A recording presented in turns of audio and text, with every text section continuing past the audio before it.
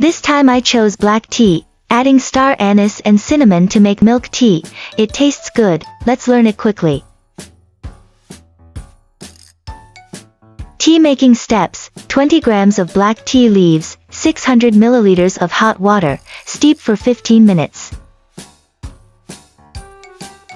Strain the tea leaves and add 300 grams of ice cubes. Production steps: 3 grams of star anise, 2 grams of cinnamon, 350 milliliters of black tea soup. Bring to a boil, then reduce heat to simmer for 2 minutes. After cooking, add 25 grams of cream, 100 grams of milk, and 35 grams of fructose syrup. Heat it up.